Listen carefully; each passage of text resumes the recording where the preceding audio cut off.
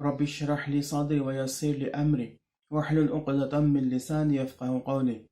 الحمد لله رب العالمين والصلاة والسلام على رسوله الأمين أما بعد. السلام علیکم ورحمۃ اللہ وبرکاتہ. میں محمد عامر رمضان مہینے کے اس خاص ایپیسوڈ کے ساتھ حاضر ہو چکا ہوں.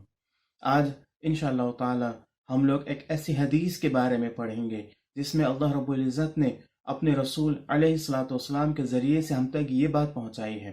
ہم تک یہ میسج پہنچایا ہے کہ اللہ کی نظر میں نفل عبادت سے زیادہ اہمیت جس چیز کی ہے وہ ہے اچھے اخلاق. ہم لوگوں میں لگ بھگ یہ اچھے اخلاق مفقود ہو چکے ہیں، ختم ہو چکے ہیں. امید ہے کہ اس حدیث کو پڑھنے کے اور سمجھنے کے بعد انشاءاللہ تعالی ہم لوگ اچھے اخلاق کی طرف ضرور دھیان دیں گے اور اپنے اخلاق کو سدھارنے کی کوشش کریں گے انشاءاللہ. عائشہ رضی اللہ تعالیٰ عنہا سے مروی ہے، آپ کہتی ہیں کہ اللہ کے رسول علیہ الصلوۃ والسلام نے ارشاد فرمایا کہ ایک مومن شخص اچھے اخلاق کے ساتھ وہ شخص جو زیادہ سے زیادہ روزہ رکھتا ہے اور زیادہ سے زیادہ رات میں عبادت کرتا ہے، نمازیں پڑھتا ہے، اس شخص کے ثواب کو پا سکتا ہے. یہ حدیث سنن ابی داؤد میں ہے اور اس حدیث کا نمبر 4798 ہے. اس حدیث کے روح سے اگر دیکھا جائے تو ہمیں یہ بات ضرور معلوم ہو جاتی ہے کہ اللہ کے رسول علیہ الصلوۃ والسلام یہاں کیا کہنا چاہ رہے ہیں. آپ نے اس حدیث کی شروعات اس طرح سے کی کہ ان المؤمن، یقیناً ایک مومن شخص. یہاں مومن سے شروعات کیا ہے اللہ کے رسول علیہ الصلوۃ والسلام نے.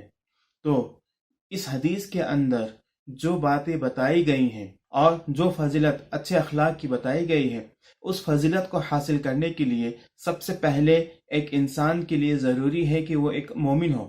اور مومن ہونے کے لیے یہ بھی ضروری ہے کہ ایک انسان اپنی زندگی میں اللہ نے جو فرائض قرار دیے ہیں ان فرائض کی ادائیگی کرے، ان فرائض کو اپنی زندگی میں ادا کرے، انہیں قضا نہ ہونے دے اور پابندی کے ساتھ ادا کرے. جب وہ فرائض کو پابندی کے ساتھ ادا کر چکے گا تب اس کا اگلا مرحلہ آتا ہے اس کی زندگی میں، جب وہ نفل نمازوں کی طرف، نفل روزوں کی طرف اور نفل عبادتوں کی طرف وہ لپکتا ہے اور زیادہ سے زیادہ اللہ کی خوشنودی اور اللہ کی قربت اور اللہ کی نزدیکی حاصل کرنا چاہتا ہے. مگر اس مرحلے میں اگر وہ شخص نفل عبادت میں مشغول ہو جاتا ہے اور اس کے اچھے اخلاق نہیں ہوتے ہیں تو پھر اس کے لیے وبال جان بن جائے گا، کیونکہ فرض عبادتوں کے بعد فوراً ہی جس چیز کی اہمیت ہے وہ ہے اچھے اخلاق. اللہ رب العزت نے رسول اللہ صلی اللہ علیہ وسلم کے بارے میں ارشاد فرمایا انک علی خلق عظیم، یقیناً آپ بہت اعلیٰ درجے کے اخلاق پر فائز ہیں، یقیناً آپ کے اخلاق بہت زیادہ اچھے ہیں. تو اس بات کو کہنے کا مقصد یہ ہے کہ یہی رویہ ہمیں بھی اپنانا چاہیے، ہمیں بھی اپنی زندگی میں اچھے اخلاق کو اتارنا چاہیے، ہمیں بھی اچھے اخلاق پر عمل کرنا چاہیے. عبادت کے معاملے میں اللہ کے رسول علیہ الصلوۃ والسلام نے جو پابندیاں کی ہیں، جس انداز سے آپ صلی اللہ علیہ وسلم نے عبادتوں کو سر انجام دیا ہے، ہمیں بھی اسی انداز میں دینا چاہیے، کیونکہ اللہ کے رسول علیہ الصلوۃ والسلام ہمارے لیے نمونہ ہے. آپ صلی اللہ علیہ وسلم کی زندگی کا صرف عبادت کا حصہ ہمارے لیے نمونہ نہیں ہے، بلکہ آپ صلی اللہ علیہ وسلم کی پوری زندگی ہمارے لیے نمونہ ہے. آپ نے جس انداز سے اس دنیا میں زندگی گزاری ہے، آپ نے جس طریقے سے اخلاق کا پردرشن کیا ہے، جس طریقے سے لوگوں کے ساتھ معاملہ کیا ہے، ویوہار کیا ہے، وہ تمام چیزیں ہمارے لیے نمونہ ہیں، اور ہمیں چاہیے کہ ہم ان تمام نمونوں کو فالو کریں، اسے اپنی زندگی میں اتارنے کی کوشش کریں. اور اللہ کے رسول علیہ الصلوۃ والسلام نے خود اس بات کی وضاحت کی ہے اور کہا ہے کہ مجھے اچھے اخلاق کی تکمیل کے لیے بھیجا گیا ہے. اس کا مطلب یہ ہے کہ اللہ کے رسول علیہ الصلوۃ والسلام کو اللہ رب العزت نے صرف آخری نبی اور آخری رسول اور آخری کتاب والا بنا کر نہیں بھیجا، بلکہ اللہ رب العزت نے نبی کریم صلی اللہ علیہ وسلم کو اخلاق کا وہ پیمانہ دے کر کے بھیجا جو کہ اس دنیا میں اب مہر لگانے والا پیمانہ ہے، اور وہ ایسا پیمانہ ہے جو اب آخری حد ہے. اب اس کے بعد اچھے اخلاق اور برے اخلاق میں جو بھی فرق آئے گا اسے رد کر دیا جائے گا، کیونکہ نبی کریم صلی اللہ علیہ وسلم نے جس چیز کو اچھے اخلاق کے روپ میں، جس عمل کو اچھے اخلاق کے روپ میں پیش کیا ہے، وہ اچھا اخلاق اب ہمیشہ رہے گا، قیامت تک رہے گا۔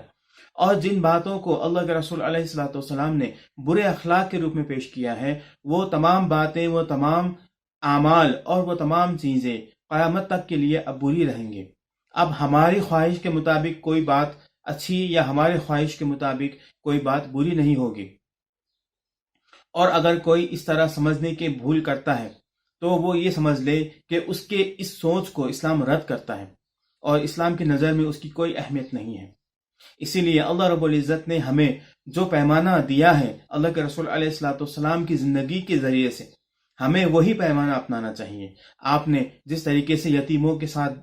برتاؤ کیا اسی طرح ہمیں یہ کرنا چاہیے۔ آپ صلی اللہ علیہ وسلم نے جس طریقے سے رشتہ داروں کے ساتھ برتاؤ کیا، جس طریقے سے ان کے ساتھ رہن سہن اپنایا، وہی ہمیں بھی اپنانا چاہیے۔ اور جس طریقے سے آپ نے اپنے دوستوں کے ساتھ، اپنی بیویوں کے ساتھ، اپنے بچوں کے ساتھ اور تمام تر انسان جس کے ساتھ آپ کا سابقہ پڑا، جو طریقہ اور جو اخلاق آپ نے اپنایا اور جو معاملہ آپ نے کیا، ہمیں بھی چاہیے کہ ہم بھی ان تمام لوگوں کے ساتھ وہی معاملہ اپنائیں اور وہی طریقہ اپنائیں، کیونکہ صرف عبادت کر لینا کافی نہیں ہے۔ دو چیزوں کی بہت بڑی اہمیت ہوتی ہے، ایک حقوق اللہ اور ایک حقوق العباد۔ اللہ رب العزت نے حقوق اللہ کو بھی اہمیت دیا ہے اور حقوق العباد کو بھی اہمیت دیا ہے۔ اگر ہمیں جنت میں اپنی جگہ ریزرو کرنی ہے اور وہاں سیٹ پکا کرنا ہے تو ہمیں چاہیے کہ ہم حقوق اللہ اور حقوق العباد دونوں کی ذمہ داریوں کو ادا کریں۔ دونوں چیزوں کے لیے جس چیز کی ضرورت ہے وہ یہ ہے کہ ہم سنسیئرلی، بالکل اخلاص کے ساتھ اللہ کے رسول علیہ الصلوۃ والسلام کے نمونے کو اپنائیں، اور جس طریقے سے آپ صلی اللہ علیہ وسلم نے عبادات کو کیا ہم بھی انہی طریقوں سے عبادات کو انجام دیں، اور جس طریقے سے آپ صلی اللہ علیہ وسلم نے اخلاق کو اہمیت دیا ہے اور نرمی اور جس انداز سے سچائی اور جس انداز سے آپ نے بردباری اور حلم کو اپنی زندگی میں اتارا ہے، ہمیں بھی چاہیے کہ ہم بھی ان تمام چیزوں کو اپنی زندگی میں اتاریں۔ اللہ تعالیٰ سے دعا ہے کہ اللہ تعالیٰ ہمیں اس حدیث پر عمل کرنے کی توفیق عطا فرمائے اور اللہ کے رسول علیہ الصلوۃ والسلام کی زندگی کو نمونہ سمجھتے ہوئے اس پر عمل کرنے کی ہمیں توفیق عطا فرمائے۔ آمین۔ وآخر دعوانا ان الحمد للہ رب العالمین۔ السلام علیکم ورحمۃ اللہ وبرکاتہ۔